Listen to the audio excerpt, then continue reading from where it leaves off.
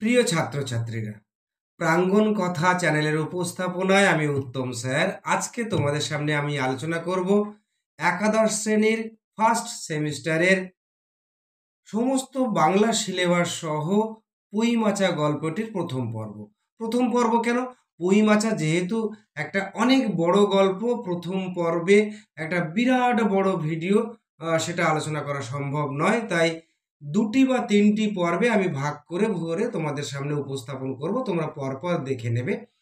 আমরা প্রথম আলোচনা করব যে আমাদের একাদশ শ্রেণীর ফার্স্ট সেমিস্টারের বাংলার সিলেবাস সম্বন্ধীয় যে বিষয়গুলি আছে। আমরা একমাত্র গদ্যাংশ পড়ব বিভূতিভূষণ বন্দ্যোপাধ্যায়ের পুঁই মাচা এই গল্পটি, এবং বিড়াল একটি প্রবন্ধ পড়ব। এছাড়াও আমরা কবিতা অংশে পড়ব ঈশ্বরচন্দ্র বিদ্যাসাগর এবং সাম্যবাদী এই দুটি কবিতা। তারপর আমরা পড়ব আন্তর্জাতিক একটি গল্প, বিশাল ডানাওয়ালা এক থুরথুরে বুড়ো, একটি ভারতীয় কবিতা পড়ব, চারণ কবি। তারপরে আমরা পড়ব তোমরা যেটাকে বলো ব্যাকরণ অংশ, অর্থাৎ ভাষা, এবং তারপরে আমরা পড়ব বাংলা শিল্প সংস্কৃতির ইতিহাস। এই আমাদের বাংলার টোটাল সিলেবাস ফার্স্ট সেমিস্টারে। তবে এ কোনটাতে কত নাম্বার আসে সেই নাম্বার ডিভিশন আমি আলোচনা করে ভিডিওটি আর বাড়াচ্ছি না। তোমরা যে টেক্সট বইটা পাবে সেই টেক্সট বইয়ে তোমরা দেখে নিতে পারবে। আমরা আসব এই পুঁই মাচা গল্পের আলোচনায়। প্রখ্যাত সাহিত্যিক বিভূতিভূষণ বন্দ্যোপাধ্যায়ের লেখা পুঁই মাচা এই গল্পটির একটি প্রেক্ষাপট আছে। প্রেক্ষাপটটা কিরকম দেখো, পাথুরিয়াঘাটার বিখ্যাত জমিদার খেলাতচন্দ্র ঘোষ, সেই খেলাতচন্দ্র ঘোষের বাড়ি থেকে বিজ্ঞাপন দেওয়া হয় যে তার নাতিদের পড়ানোর জন্য গৃহশিক্ষক চাই। এই গৃহশিক্ষক চাওয়ার জন্য বিজ্ঞাপন দেওয়া হয়েছিল অমৃতবাজার পত্রিকায়। বিজ্ঞাপন দেখে প্রচুর মানুষ কিন্তু দরখাস্ত করেছিলেন। তার মধ্যে আমাদের প্রখ্যাত সাহিত্যিক বিভূতিভূষণ বন্দ্যোপাধ্যায়ও কিন্তু গৃহশিক্ষকের চাকরিটার জন্য দরখাস্ত করেছিলেন। তিনি দরখাস্তে লিখেছিলেন তার শিক্ষাগত যোগ্যতা সম্পর্কে, বিএ পাস, অভিজ্ঞ শিক্ষক, প্রবাসী পুরস্কার প্রাপ্ত, অর্থাৎ প্রবাসী পত্রিকার তরফ থেকে মৌরি ফুল এই গল্প লেখার জন্য তিনি পুরস্কার পেয়েছিলেন। ঘটনাচক্রে সেই চাকরিটা বিভূতিভূষণ বন্দ্যোপাধ্যায় পেয়ে যান, এবং বিভূতিভূষণ বন্দ্যোপাধ্যায় ওই বিখ্যাত জমিদার পরিবারে যখন পড়াতে যেতেন তার ছাত্রছাত্রীদের, তখন ছাত্রছাত্রীদের কখনো কখনো নিজের থেকে বানিয়ে বানিয়ে কিছু কিছু গল্প বলতেন। আমাদের পাঠ্য অংশের পুঁই মাচা গল্পটিও কিন্তু তার ওই বানিয়ে বলা গল্পগুলির মধ্যে একটি গল্প। তাহলে বন্ধুরা, এই গল্পের প্রেক্ষাপটটা কেমন লাগলো আমাকে কমেন্টে লিখে অবশ্যই জানাবে। এবার আমরা পড়ব উৎস। এই গল্পটা কোন জায়গা থেকে নেওয়া হয়েছে, অর্থাৎ এই গল্পের উৎস কি। দেখো, এই যে বিভূতিভূষণ বন্দ্যোপাধ্যায় তিনি যে বানিয়ে বানিয়ে তার ছাত্রছাত্রীদের গল্প করতেন, সেই গল্পটি ওই খেলাতচন্দ্র ঘোষের যে পারিবারিক হাতে লেখা পত্রিকা ছিল, যার নাম অবসরিকা, এই অবসরিকায় প্রথম প্রকাশিত হয়। তারপর 1331 বঙ্গাব্দে প্রবাসী পত্রিকায় সেটা ওই ছাপা অক্ষরে প্রকাশিত হয়। এরপর 1931 খ্রিস্টাব্দে বিভূতিভূষণ বন্দ্যোপাধ্যায়ের একটি গল্প সংকলন, যার নাম মেঘ মল্লার, এই মেঘ মল্লার গল্প সংকলনে অন্তর্ভুক্ত করা হয়। আমাদের এই পাঠ্য অংশের পুঁই মাচা গল্পটি নেওয়া হয়েছে ওই মেঘ মল্লার গল্প সংকলন থেকে। আমরা তাই এই গল্পের উৎস বললে আমরা কি বলবো? মেঘ মল্লার গল্প সংকলন। বন্ধুরা, এবার আমরা আসব এই গল্পের লাইন ধরে ধরে আলোচনায়। লাইন ধরে ধরে যখন আলোচনা করব, তোমাদের কাছে অনুরোধ, তোমরা তোমাদের পাঠ্য বইটি সামনে নেবে। আমি যে যে লাইনগুলো দিয়ে প্রশ্ন হতে পারে আন্ডারলাইন করতে বলবো, কি কি প্রশ্ন হতে পারে আলোচনার সাথে সাথেই বলে দেব, এবং তোমাদের অজানা যে শব্দের মানেগুলো আমি যখন বলবো, তোমরা একটা পেন নিয়েও সেই শব্দটির মানে পাশে লিখে রাখতে পারো তোমাদের পড়াশোনার সুবিধার্থে। রবীন্দ্র যুগের প্রখ্যাত ঔপন্যাসিক, পথের পাঁচালী, আরণ্যক, চাঁদের পাহাড়, অপরাজিত প্রভৃতি উপন্যাসের অমর স্রষ্টা বিভূতিভূষণ বন্দ্যোপাধ্যায়ের লেখা পুঁই মাচা গল্পটি নেওয়া হয়েছে মেঘ মোল্লার গল্প সংকলন থেকে। এবার আমরা আসবো লাইন ধরে ধরে আলোচনায়। সহায় হরি চাটুর্যে উঠোনে পা দিয়া স্ত্রীকে বলিলেন, একটা বড় বাটি কি ঘটি যাহায় কিছু দাও তো। তারকখুড়ো গাছ কেটেছে, একটু ভালো রস আনি। তাহলে এখান থেকে প্রশ্ন হতে পারে, কে গাছ কেটেছে? তারকখুড়ো। সহায়রু চাটুর্য উঠোনে পা দিল, দিয়েই তার স্ত্রীকে লক্ষ্য করে বলল যে একটা বড় বাটি কিংবা ঘটি যায় কিছু দাও। তারকখুড়ো গাছ কেটেছে, সেখান থেকে একটু ভালো রস নিয়ে আসবো। ওই খেজুরে গাছ কেটেছে, সে খেজুরের রস নিয়ে আসবে। স্ত্রী অন্নপূর্ণা খড়ের রান্নাঘরের দাওয়ায় বসিয়া শীতকালের সকালবেলা নারকেল তেলের বোতলে ঝাঁটার কাঠি ফুরিয়ে দুই আঙুলের সাহায্যে ঝাঁটার কাঠি লগ্ন জমানো তেলটুকু সংগ্রহ করিয়া চুলে মাখাইতেছিলেন। অন্নপূর্ণা কি করছিলেন? অন্নপূর্ণা শীতকালে নারকেল তেলটা জমে যায় এবং সেই ঝাঁটার কাঠি দিয়ে ওই নারকেল তেলের কৌটোর ভেতর থেকে নারকেল তেলটা বের করে নিয়ে আসছে এবং সেটা আঙুল দিয়ে চেপে চেপে সেই কাঠি গায়ে যে লেগে থাকা তেল সেটা নিচ্ছে, নিয়ে মাথায় চুলে দিচ্ছে। এবং সেটা কোথায় বসে এই কাজটি করছে অন্নপূর্ণা?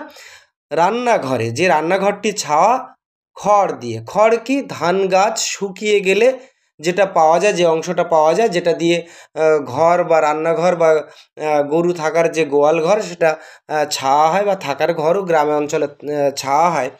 তো সেটাকেই খড় বলা হয়। সেই খড় দিয়ে ছাওয়া রান্নাঘর, সেখানে সে বারান্দায় বসে আছে। স্বামীকে দেখিয়া তাড়াতাড়ি গায়ের কাপড় একটু টানিয়া দিলেন মাত্র। এটা গ্রাম্য বাঙালি বধূদের একটা রীতি। মানে তারা যে কোনো পুরুষ মানুষ, তার স্বামী হোক বা তার বয়সে বড় বা যে কোনো পুরুষদের দেখলে তারা একটু নিজেদেরকে গুছিয়ে নেয়। তা সেই রকমই তার স্বামীকে দেখে একটু গায়ের কাপড়টা টেনে দিল। কিন্তু বাটি কি ঘটি বাহির করিয়া দেবার জন্য বিন্দুমাত্র আগ্রহ তো দেখাইলেন না, এমনকি বিশেষ কোনো কথাও বলিলেন না।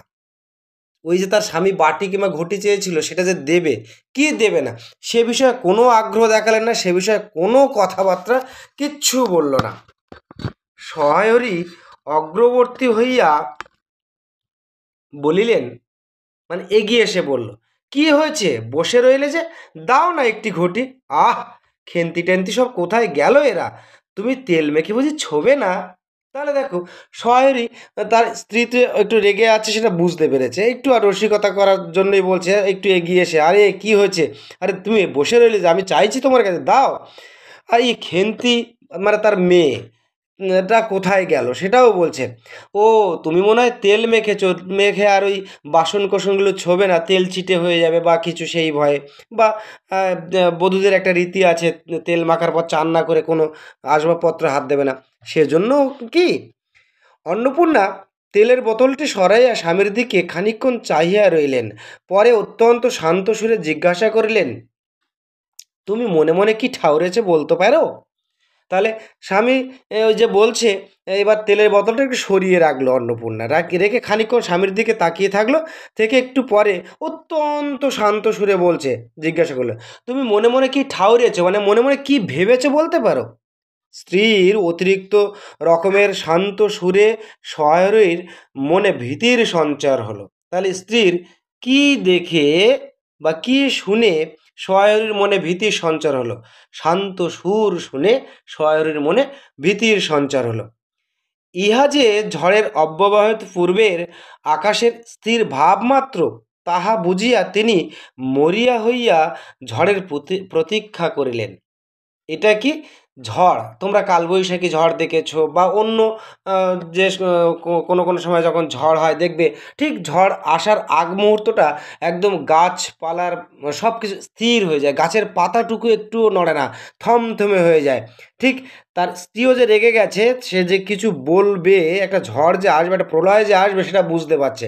সেই রকম পূর্বের আকাশ যেমন হয়, ঠিক ঝড়ের আসার আগে যেমন স্থির অবস্থা সারা জায়গায় বিরাজ করে প্রকৃতিতে, ঠিক তেমনি তার স্ত্রীও কিন্তু শান্তভাবে আছে।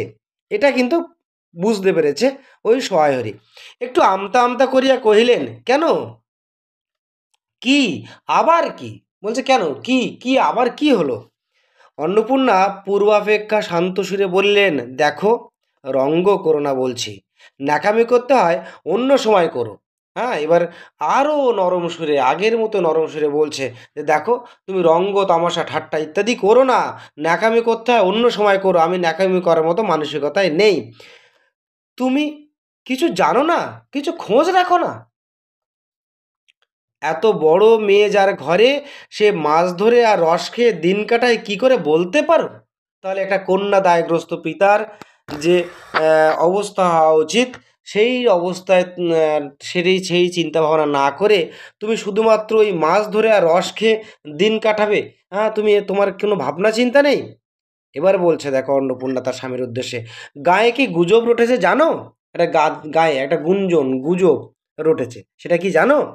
সহায়রী আশ্চর্য হয়ে জিজ্ঞাসা করিলেন, কেন, কি গুজব? সহায়রী এবার একটু আশ্চর্য হয়ে গেল, গিয়ে জিজ্ঞাসা করছে, কি গুজব রটেছে? কি গুজব জিজ্ঞাসা করো গিয়ে চৌধুরীদের বাড়ি। এবার তার স্ত্রী অন্নপূর্ণা বলছে, তুমি আমার কাছে জিজ্ঞাসা করছো? চৌধুরীদের বাড়িতে যাও, গিয়ে জিজ্ঞাসা করো কি গুজব রটেছে। কেবল বাগদি দুলে পাড়ায় ঘুরে ঘুরে জন্ম কাটালে ভদ্রলোকের ঘরে বাস করা যায় না। বলছে, বাগদি দুলে তথাকথিত সময়ে একটু সমাজে পিছিয়ে পড়া শ্রেণী, অর্থাৎ ওই আর্য দ্রাবিড় বংশজাত যারা বাগদি, যাদের এবং দুলে দুলে অর্থাৎ যারা পালকি বাহক, ওই পালকি নিয়ে যারা দুলে দুলে পালকি বহন করত, এই সম্প্রদায়ের মানুষদের উদ্দেশ্যেই বলা হচ্ছে। কিন্তু আমি একজন শিক্ষক হিসেবে তোমাদের এটুকু অবগত করতে পারি, আমরা জাতি ধর্ম বর্ণ নির্বিশেষে আমাদের একটাই মাত্র পরিচয়, আমরা মানুষ, সবার উপরে মানুষ সত্য। হ্যাঁ, আমরা এই সমস্ত সামাজিক সমস্ত ভেদাভেদ ভুলে আমরা একে অন্যের সহযোগিতা পূর্ণ মানসিকতা নিয়ে একসঙ্গে বেড়ে উঠব, একসঙ্গে আমাদের সুখ দুঃখের সাথী হব, এই প্রত্যাশা কিন্তু আমি একজন শিক্ষক হিসেবে তোমাদের কাছে করব। বলছে যে, তবু যেহেতু আছে এখানে বইয়ে, তো সেই তার ব্যাখ্যা করতেই হয়। তো বলছে, তুমি শুধু এই বাগদি পাড়ায় দুলে পাড়ায় ঘুরে ঘুরে তুমি তোমার জন্মটা কাটিয়ে দেবে, এরকম করলে ওই ভদ্রলোকের গায়ে বাস করা যায় না। সমাজে থাকতে হলে সেরকম মেনে চলতে হয়, সমাজে থাকতে হলে সেই রকম যে সমাজের রীতিনীতি সেটা মেনে চলতে হয়। সহায়রী বিস্মিত হইয়া কি বলিতে যাইতেছিলেন, অন্নপূর্ণা পূর্ববৎ সুরেই পুনর্বার বলিয়া উঠিলেন। সহায়রী একটু বিস্মিত হয়ে কি একটা বলতে যাচ্ছিল, কিন্তু অন্নপূর্ণা পূর্ববৎ মানে আগের মতো সুরেই, একটু ঝাঁঝালো সুরেই পুনর্বার মানে আবার বলে উঠলেন, এক ঘরে করবে গো, তোমাকে এক ঘরে করবে, কাল চৌধুরীদের চণ্ডী মণ্ডপে এসব কথা হয়েছে।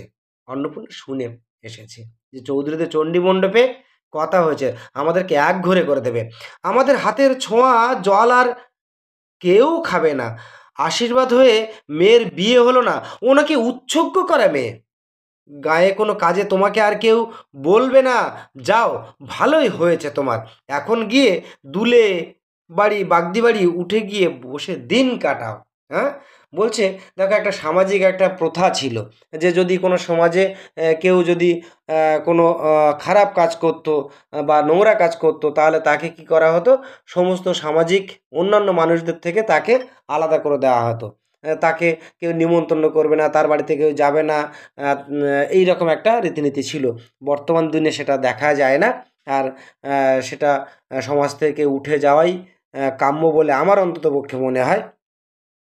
তো সেই জন্য বলছে, যাও, ও নাকি উৎসর্গ করা মেয়ে, মানে অর্থাৎ উৎসর্গ করা মেয়ে, ওর যে আশীর্বাদ হয়ে গিয়েছিল, বিয়ে হয়নি, সেই গল্প পরে তোমরা জানতে পারবে, গল্প যত এগোবো পড়ে পড়ে ততই তোমরা জানতে পারবে যে কেন আশীর্বাদ হয়েছিল, কেন তার বিয়ে হয়নি।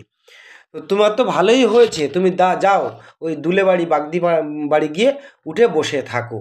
সহায়হরি তুচ্ছ তাচ্ছল্যের ভাব প্রকাশ করিয়া বলিলেন, এই আমি বলি, না জানি কি ব্যাপার, এক ঘরে, সবাই এক ঘরে করেছেন, এবার বাকি আছেন কালীময় ঠাকুর। ও, সহায়রী বলছে সবাই তো একঘরে করে দিয়েছেন, আর শুধুমাত্র বাকি আছে কালুময় ঠাকুর।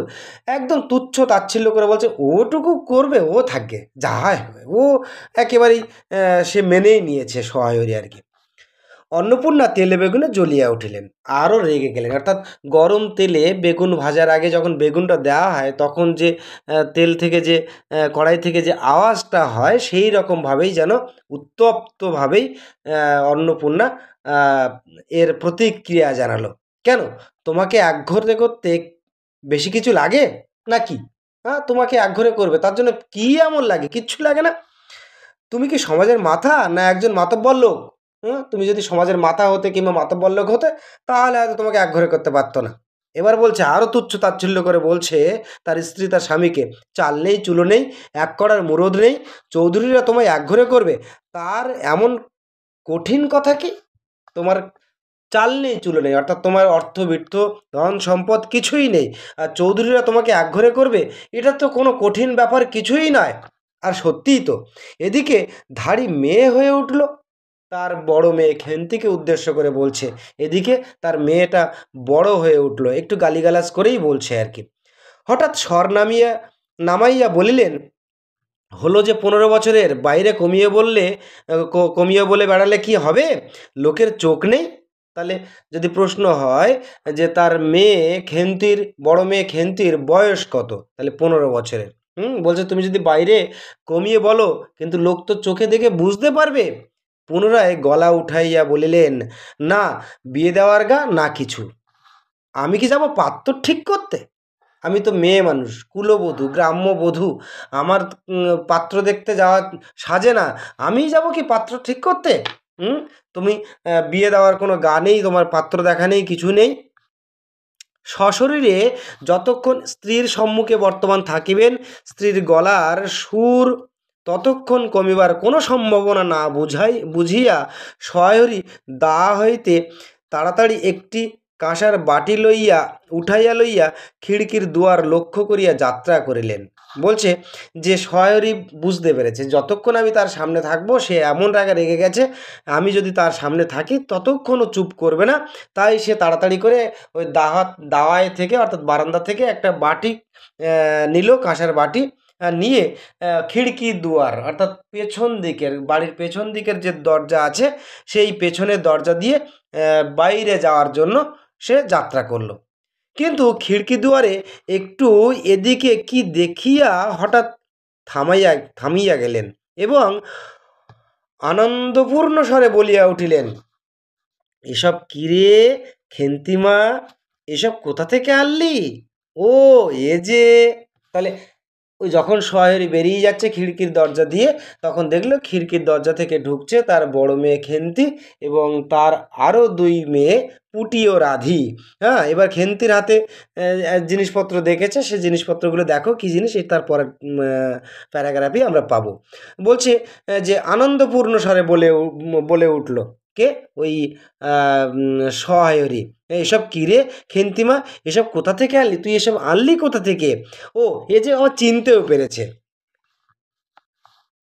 14-15 বছরের একটি মেয়ে আর 2টি ছোট ছোট মেয়ে পেছনে লইয়া বাড়ি ঢুকিলা, তাহার হাতে এক বোঝা পুঁইশাক।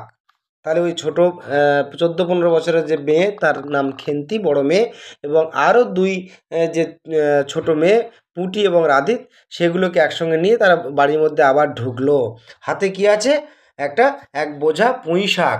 ডাঁটাগুলো মোটা ও হলদে হলদে, চেহারা দেখিয়া মনে হয় কাহারা পাকা পুঁই গাছ উপড়াইয়া ফেলিয়া উঠোনের জঞ্জাল তুলিয়া দিতেছিল। মেয়েটি তাহাদের উঠোনের জঞ্জাল প্রাণপণে তুলিয়া আনিয়াছে। ছোট মেয়ে দুটির মধ্যে একজনের হাত খালি, অপরটির হাতে গোটা 2-3 পাকা পুঁই পাতা জড়ানো কোনো দ্রব্য। তাহলে দেখো, খেয়াল করো বর্ণনাটুকু। তাহলে পুঁই শাকের গাছগুলি কেমন? ওই ডাঁটাগুলি মোটা মোটা এবং হলদে, এবং চেহারা থেকে মনে হচ্ছে যে কারো অনেক দিনকার যে পুঁই শাক, বয়স হয়ে গেছে, পেকে গেছে, সেই রকম পুঁই শাক তারা তুলে ফেলে দিচ্ছিল, কিন্তু মেয়েটি হয়তো সে তাদের জঞ্জাল তুলে নিয়ে চলে এসেছে। এবং তার একটি তার ছোট দুটি মেয়ের মধ্যে একটি মেয়ে হাতে ওই পুঁই শাকের পাতায় জড়ানো কোনো একটা দ্রব্য আছে। বড় মেয়েটি খুব লম্বা, গোলগাল চেহারা, মাথার চুলগুলো কৃষ্ণ ও অগোছালো বাতাসে উড়িতেছে। মুখখানা খুব বড়, চোখ দুটো ডাগর ডাগর ও শান্ত। তাহলে বড় মেয়ের চেহারার বর্ণনা দেখো। বড় মেয়েটি খুব লম্বা, তাহলে বড় মেয়েটি দৈর্ঘ্যের দিক দিয়ে কেমন ছিল? লম্বা, বেটে, মাঝারি মামের লম্বা ছিল। চোখগুলো খুব গোল গোল, চেহারাটা গোল গোল, আর মাথার চুলগুলো কৃষ্ণ অর্থাৎ কালো বর্ণের, অগোছালো বাতাসে উড়ছে, এবং মুখখানা খুব বড়, আর চোখ দুটো ডাগর ডাগর এবং শান্ত স্নিগ্ধ। সরু সরু কাচের চুড়িগুলো 2 পয়সা ডজনের একটি সেফটি পিন দিয়া একত্র করিয়া আটকানো। তাহলে এখানে থেকে একটা প্রশ্ন হতে পারে যে সেফটি পিনগুলির দাম কত ছিল? 2 পয়সা ডজনের। কটি সেফটি পিন দিয়ে চুড়িগুলো আটকানো ছিল? একটি সেফটি পিন দিয়ে চুড়িগুলো আটকানো ছিল। পরের দিক খেয়াল কর, পরের লাইন। পিনটির বয়স খুঁজিতে যাইলে ওই প্রাগৈতিহাসিক যুগে গিয়া পড়িতে হয়। আর যদি এই পিনটির বয়স কত, এত পুরানো হয়ে গেছে যে তোমার মনে হবে যে প্রাগৈতিহাসিক। প্রাগৈতিহাসিক মানে যখন ইতিহাস লেখা হতো না, অর্থাৎ লিখিত ইতিহাসের আগের সময়কে বলা হয় প্রাগৈতিহাসিক, মানে অনেক আগের সেফটি পিন বোঝাতে এই কথাগুলো ব্যবহার করা হয়েছে। এই বড় মেয়েটির নামই বোধহয় খেন্তি, কারণ সে তাড়াতাড়ি পেছন ফিরিয়া তাহার পশ্চাৎবর্তী, তার পেছন দিকে যে আছে তার ছোট বোন, তার হাত থেকে পুঁই পাতে জড়ানো দ্রব্যটি লইয়া মেলিয়া ধরিয়া বলিল, চিংড়ি মাছ বাবা, গয়া বুড়ির কাছ থেকে রাস্তায় নিলাম। তাহলে ওই পুঁই পাতায় কি জড়ানো ছিল? প্রশ্ন আসতে পারে। চিংড়ি মাছগুলি কার কাছ থেকে নিয়েছিল? কোথায় নিয়েছিল? রাস্তায় নিয়েছিল, গয়া বুড়ির কাছ থেকে নিয়েছিল। দিতে চায় না, বলে তোমার বাবার কাছে আর দিনকার দরুন 2 পয়সা বাকি আছে। তাহলে গয়া বুড়ি খেন্তির বাবা সহায়রীর কাছে কত টাকা পেত? হ্যাঁ, 2 পয়সা বাকি আছে, বা 2 পয়সা পেত। বললাম, দাও না, দাও গয়া পিসি, আমার বাবা কি তোমার 2 পয়সা নিয়ে পালিয়ে যাবে? আর এই পুঁইশাকগুলো ঘাটের ধারে রায় কাকা দিয়ে বলল, নিয়ে যা, কেমন মোটা মোটা। তাহলে খেন্তিকে কে পুঁইশাকগুলো দিয়েছিল? রায় কাকা। খেয়াল করবে কিন্তু লাইনগুলো। অন্নপূর্ণা দাওয়া হইতে অত্যন্ত ঝাঁঝের সহিত চিৎকার করিয়া উঠিলেন, নিয়ে যা। আহ, কি অমৃতই তোমাকে দিয়েছে তারা। পাকা পুঁইডাটা কাঠ হয়ে গিয়েছে, 2 দিন পরে ফেলে দিত, নিয়ে যা। আর উনি তাদের আগাছা উঠিয়ে নিয়ে এসেছেন, ভালোই হয়েছে, তাদের আর নিজেদের কষ্ট করে কাটতে হলো না। যত পাথুরে বোকা সব মরতে আসে আমার ঘাড়ে ধাড়ি। মানে একটু একটু রাগ করে বলছে, পাকা পুঁইশাকের ডাঁটাগুলি ওরা জঞ্জাল পরিষ্কার করার জন্য ফেলে দিত, আর সেগুলো তোমাকে বলেছে আর তুমি সব নিয়ে এলে। পাথুরে বোকা মানে নির্বোধ, অশিক্ষিত, নির্বোধ বোঝাতে বলছে, পাথুরে বোকা, কিছু বোঝে না, একটু গালাগালি করেই বলছে যে একেবারেই নির্বোধ, অবুঝ, নির্বোধ, কিছু বোঝে না। মেয়ে, বলে দিয়েছি না তোমায় বাড়ির বাইরে কোথাও পা দিও না। বলছে, মেয়ে, আমি তোমাকে বলে দিয়েছি না তুমি বাড়ির বাইরে কোথাও পা দিও না। লজ্জা করে না এ পাড়া সে পাড়া করে বেড়াতে? বিয়ে হলে যে 4 ছেলের মা হতে। হ্যাঁ, একটু ভৎসনা করেই বলছে, রেগে গিয়ে বলছে যে তুমি যদি বিয়ে হতো তাহলে তুমি তো 4 ছেলের মা হয়ে যেতে, আর তুমি এ পাড়া পাড়া ঘুরে বেড়াচ্ছ এখন। খাওয়ার নামে আর জ্ঞান থাকে না, না? কোথায় শাক, কোথায় বেগুন, আর একজন বেড়াচ্ছেন কোথায় রস, কোথায় ছাই, কোথায় পাশ। ফেল বলছি, ওসব ফেল। একটু রেগে গিয়ে শাসনের সুরে বলছে যে তোমার রেগে গেলে আর তোমার দিক বিদিক জ্ঞান থাকে না। কোথায় শাক বেগুন তাই খুঁজে বেড়াচ্ছ, তোমার বাবা যেমন ঘুরে ঘুরে বেড়াচ্ছে কোথায় রস, কোথায় ছাই পাশ ইত্যাদি। আমি পুঁইশাক যা এনেছিস যা ফেলে দিয়ে আয়। মেয়েটি শান্ত অথচ ভয় মিশ্রিত দৃষ্টিতে মার দিকে চাহিয়া হাতের বাঁধন আলগা করিয়া দিল। পুঁই শাকের বোঝা মাটিতে পড়িয়া গেল। অন্নপূর্ণা বকিয়া চলিলেন, জাতরাধি ও আপদগুলো টেনে খিড়কির পুকুর ধারে ফেলে দিয়ে আয় তো। ফের যদি বাড়ির বার হতে দেখেছি তবে ঠ্যাং খোঁড়া না করি তো। তাহলে মেয়েটি অর্থাৎ এই বড় মেয়ে খেন্তি ভয়ে ভয়ে তার মার দিকে মুখের দিকে তাকিয়ে আছে এবং তার হাতে যে পুঁই শাকগুলো ধরা ছিল সেই পুঁই শাকগুলো আলগা করে দিল অর্থাৎ ছেড়ে দিল। পুঁই শাকের বোঝা মাটিতে পড়ে গেল। অন্নপূর্ণা তেমনিভাবেই বকে চলেছে অর্থাৎ গালাগালি একটু রাগ দেখিয়েই যাচ্ছে। যা রাধি যা, তার ছোটো মেয়েকে বলছে। ও আপদগুলো অর্থাৎ ওই পুঁই শাকগুলোকে বলছে খিড়কির অর্থাৎ পেছনের যে দরজা আছে, বাড়ির পেছন দিকে যে দরজা আছে সেই পুকুরের ধারে গিয়ে ফেলে দিয়ে আয়। ফের যদি মেয়ে তোকে বাড়ির বাইরে যেতে দেখেছি তবে তোর ঠ্যাং খোঁড়া করে দেব। বোঝা মাটিতে পড়িয়া গিয়াছিল। ছোট মেয়েটি অর্থাৎ ছোট মেয়ে রাধি কলের পুতুলের মতো সেগুলি তুলিয়া লইয়া খিড়কি অভিমুখে চলিল। ছোট মেয়ে তো, কলের পুতুল মানে কি, মানে অন্যের আদেশ বাধ্য হয়ে পালন করা বা অন্যের বা অপরের কথা বাধ্য হয়ে পালন করাকেই বলা হয় কলের পুতুলের ন্যায় কাজ করা। তো সেইটা ওই ফেলে দেওয়ার জন্য ওই তার মা বাধ্য করেছিল তাকে ওই পুঁইশাকগুলো ফেলে দেওয়ার জন্য। সে ওই ফেলে দেওয়ার জন্য ওই পেছন দিকের দরজা দিয়ে সেগুলো নিয়ে যেতে লাগলো। কিন্তু ছোট মেয়ে অত বড় বোঝা আকড়াইতে পারিল না। অনেকগুলি ডাঁটা এদিকে ওদিকে ঝুলিতে ঝুলিতে চলিল। সহায়হরি ছেলেমেয়েরা তাদের মাকে অত্যন্ত ভয় করিত। তার ছোট মেয়ে সে অনেকগুলি পুঁইশাক একসঙ্গে আঁকড়ে ধরতে পারেনি, তাই এদিক ওদিক ঝুলছে, সেই অবস্থায় টেনে টেনে সে নিয়ে যাচ্ছে। আর সহায়হরির ছেলেমেয়েরা তার মাকে অর্থাৎ অন্নপূর্ণাকে প্রচণ্ড ভয় পেত।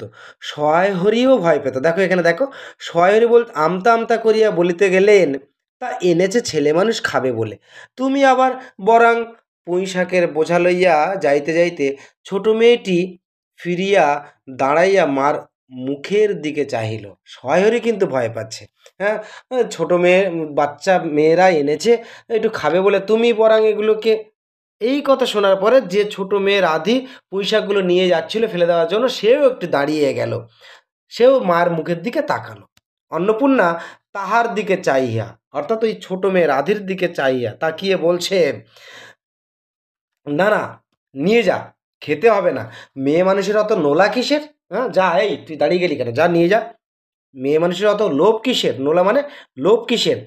এক পাড়া থেকে আর এক পাড়ায় নিয়ে আসবে দুটো পাকা পুঁইশাক ভিক্ষে করে।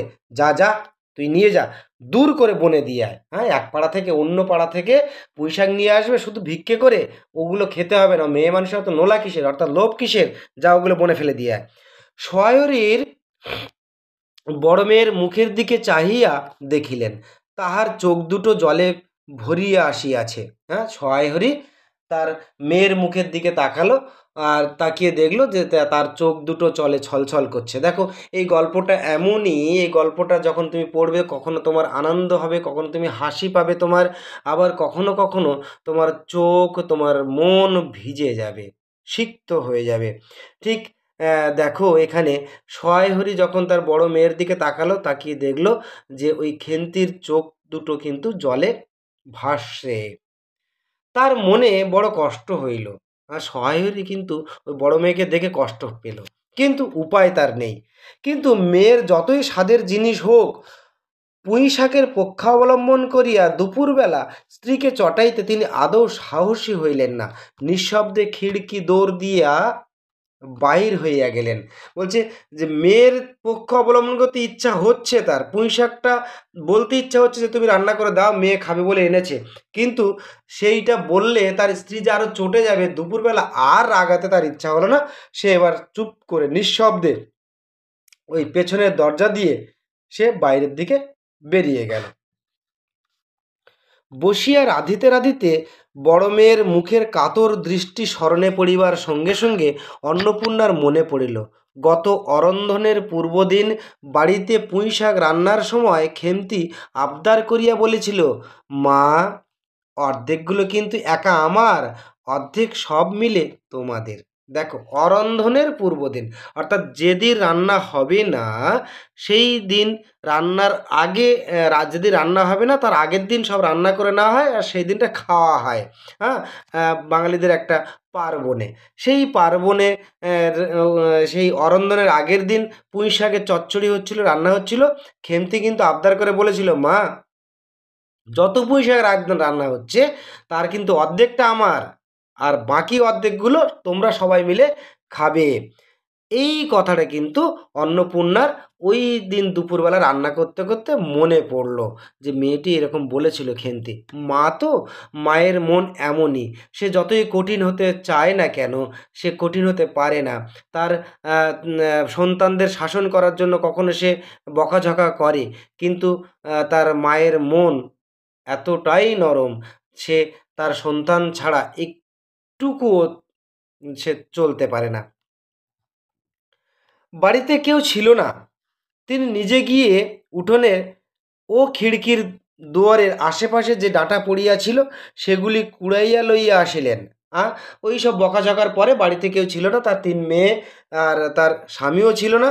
এইবারে অন্নপূর্ণা কী করলো, যে খিড়কির দরজার আশেপাশে যে কেউ পুঁই শাকগুলো ওই ছোটো মেয়ে রাধি নিয়ে সব কিছু ফেলতে পারেনি, সেইগুলো কুড়িয়ে নিয়ে এলো। বাকিগুলো কুড়ানো যায় না, ডোবার ধারে ছাই গাদায় ফেলিয়া দিয়াছে, মানে সেগুলো নোংরা জায়গায় পড়ে ফেলে দিয়েছে, সেগুলো আর কুড়িয়ে নিয়ে আসা যায় না। কুচো চিংড়ি দিয়া এইরূপে চুপি চুপি পুঁই শাকের তরকারি রাঁধিলেন। মায়ের মন দেখো, মা বকলো, মা আবার সেই তার মেয়ের কথা মনে করে সেই পুঁই শাকগুলো, তার মেয়ের আনা পুঁই শাকগুলো কুড়িয়ে কুড়িয়ে নিয়ে এলো, এনে আবার কুচো চিংড়ি দিয়ে সেগুলো রান্নাও করে দিল সুন্দর করে তার মেয়েকে খাওয়াবে বলে। মেয়েকে কিন্তু বুঝতে দেয়নি আগে থেকেই। দুপুরবেলা খেন্তি পাতে পুঁই শাকের চচ্চড়ি দেখিয়া বিস্ময় ও আনন্দপূর্ণ ডাগর চোখে মায়ের দিকে ভয়ে ভয়ে চাইল। খেন্তি যখন দুপুরবেলা খেতে বসলো, তার মায়ের চোখের দিকে তাকালো, বিস্মিত হয়ে গেল এবং তার মনে খুব আনন্দ হলো, এবং সেই ডাগর ডাগর চোখে তার মায়ের দিকে ভয় ভয় করে তাকালো। দুই একবার এদিক ওদিকে ঘুরিয়া আসিতেই অন্নপূর্ণা দেখিলেন উক্ত পুঁইশাকের এক টুকরোও তার পাতে পড়িয়া নেই। তার মা তাকে যত্ন করে কিন্তু রান্না করেছে এবং তাকে খেতেও দিচ্ছে, বেশি করে পুঁইশাক দিচ্ছে। তার মা দেখছে তার মেয়ে কতটা পুঁইশাকের প্রতি আসক্ত, পুঁইশাক খেতে কতটা ভালোবাসে। সে পুঁইশাক দিচ্ছে, একটু এদিক ওদিক ঘুরছে, কিন্তু লক্ষ্য তার মন, তার সব কিছুই কিন্তু তার ওই মেয়ের পুঁইশাকের দিকে। পুঁইশাক কতটা খাচ্ছে, সে কতটা আনন্দ করে খাচ্ছে, সেটা কিন্তু উপলব্ধি করছে তার মা। একটু এদিক ওদিক ঘুরে আসছে আর দেখছে যে যতটুকু পুঁইশাক দিয়েছিল তা তার পাতে আর পড়ে নেই, অর্থাৎ সব খেয়ে নিয়েছে। পুঁইশাকের উপর তার এই মেয়েটির কিরূপ লোভ তাহা তিনি জানিতেন। জিজ্ঞাসা করিলেন, কিরে খেন্তি, আর একটু চচ্চড়ি দি? অন্নপূর্ণা মা তো, মা সন্তানের মনের ভাষা, চোখের ভাষা, সব কিছুর ভাষা কিন্তু বুঝতে পারে। সন্তান যদি 1000 মাইল দূরে থেকে কষ্ট পায়, মা 1000 মাইল দূরে থেকেও কিন্তু উপলব্ধি করতে পারে। খেন্তি ততক্ষণ ঘাড় নাড়িয়া এই আনন্দজনক প্রস্তাব সমর্থন করিল। তাহলে যদি বলা হয় যে কোন আনন্দজনক প্রস্তাব খেন্তি সমর্থন করেছিল, তার মায়ের পুঁইশাক চচ্চড়ি দেওয়ার প্রস্তাব, এটা কিন্তু প্রশ্ন হতে পারে। কি ভাবিয়া অন্নপূর্ণার চোখে জল আসিল। চাপিতে গিয়া তিনি চোখ উঁচুতে করিয়া চালের বাতায় গোজা ডালা হইতে শুকনো লঙ্কা পাড়িতে লাগিলেন। দেখো, মা তার মেয়েকে বকাঝকা করেছে এবং তার মেয়ে পুঁইশাক খাচ্ছে, তার মা কিন্তু আনন্দ পাচ্ছে। তার মায়ের যে চোখের জল, এটা কিন্তু তার আনন্দ অশ্রু। সে আনন্দ অশ্রু নিক্ষেপিত হচ্ছে মায়ের চোখ থেকে। কেন? দেখো, বলছে যে সেই মা এবার সন্তানদের সামনে মা তার চোখের জলটা কিন্তু দেখতে দেবে না, তাই তার মা কী করছে, সেই জলটা লুকানোর জন্য সে ওই উপরে যে ওই খড়ের চালটি, খড় দিয়ে ছাওয়া আছে, সেই খড়ের চাল অর্থাৎ বাতা, অর্থাৎ যে বাঁশ বা যে কাঠ দিয়ে ওই খড়ের অংশটুকু আটকানো থাকে, সেই দিকে লঙ্কা গোজা আছে, সে অজুহাত দেবে ওই উপর থেকে কিছু একটা পড়েছে চোখে, তাই হয়তো চোখ দিয়ে জল বেরোচ্ছে, কিংবা লঙ্কা পাড়তে গিয়ে লঙ্কার ঝাঁঝটা লেগেছে তাই চোখ দিয়ে জল বেরোচ্ছে। এইরকম একটা অজুহাত দেওয়ার জন্য কিন্তু লঙ্কা পাড়ছে ওই চালের পাতা থেকে। কি অপূর্ব এই কাহিনীগুলি! কালীময়ের চণ্ডীমণ্ডপে সেদিন বৈকালবেলায় সহায় হরি ডাক পড়িল। কালীময়ের চণ্ডীমণ্ডপে যেখানে তাদের একঘরে করে দেওয়ার কথা হচ্ছিল, অন্নপূর্ণা শুনে এসেছিল, সেইখানে সহায়রীকে ডেকে পাঠালো। সংক্ষিপ্ত ভূমিকা ফাঁদিবার পর কালীমায় উত্তেজিত স্বরে বললেন, সংক্ষিপ্তভাবে ভূমিকা অর্থাৎ গৌরচন্দ্রিকা, মানে কিছু একটা বলবে কিন্তু একেবারে সরাসরি তো শুরু করা যায় না, তাই একটু ভনিতা করে গৌচন্দ্রিকা করে ভূমিকা করে তারপরে একটু উত্তেজিত সুরে বললেন, এসব দিন কি আর আছে ভায়া? এই ধরো কেষ্টমুকুট যে স্বভাব নইলে পাত্র দেবে না। কেষ্টমুকুট যে একজন কুলীন ব্রাহ্মণ, সে ওই স্বভাব ভালো এরকম একটা পাত্র দেবে, তাছাড়া পাত্র পেলে তার মেয়েকে পাত্রস্থ করবে, আদারওয়াইজ সে করবে না, অন্যথায় সে তার মেয়েকে বিয়ে দেবে না। কি কাণ্ডই না করলো! অবশেষে কিনা হরির ছেলেকে ধরে পড়ে মেয়ে বিয়ে দেয়, তা তবে রক্ষে। হ্যাঁ, বলছে দেখো এসব কি তার দিন আছে ভায়া? ওই অর্থাৎ সহায়রীকে বলছে, ওই কেষ্ট মুকুট যে দেখলে না, যে সে ভালো পাত্র ছাড়া, স্বভাবে ভালো পাত্র ছাড়া সে তার কন্যাকে দেবে না, কি কাণ্ডই না করেছিল। দেখো শেষমেশ ওই হরির ছেলে যে স্বভাবে খুব একটা ভালো নয়, তার পায়ে ধরে ধরে তাকে সেই কন্যাটি দিয়েছে, তবেই সে রক্ষা পেয়েছে। তার কি স্বভাব! রাম বলো, একটু তুচ্ছ তাচ্ছিল্য করে। হ্যাঁ, ৬-৭ পুরুষে ভঙ্গ পচা ছয় শ্রোত্রিয়, অর্থাৎ ৬-৭ পুরুষ ধরে তারা ওই অকুলীন ব্রাহ্মণ, তাকে পাত সে তাকে পাত্র হিসেবে গ্রহণ করেই তবে কিন্তু ওই কেষ্ট মুখুর্জে রক্ষা পেয়েছে, তার মেয়েকে ওই হরির ছেলের সঙ্গে বিয়ে দেওয়ার পরে। বন্ধুরা, কেমন লাগলো আলোচনা? যদি সত্যি ভালো লেগে থাকে তাহলে প্রাঙ্গণ কথা চ্যানেলটিকে সাবস্ক্রাইব করে দিয়ে পাশের বেল আইকনটি প্রেস করতে একেবারে ভুলো না। লাইক করে দাও। তোমরা তোমাদের বন্ধুদের মধ্যে ফেসবুক, হোয়াটসঅ্যাপ, ইনস্টাগ্রামে শেয়ার করে দাও। এবং যদি তোমাদের পড়াশুনো সংক্রান্ত কোনো প্রশ্ন থাকে তাহলে কমেন্টে লিখে পাঠাও, আমি উত্তর দেওয়ার চেষ্টা করব। তোমরা প্রত্যেকে ভালো থেকো, সুস্থ থেকো এবং মন দিয়ে পড়াশুনো করো।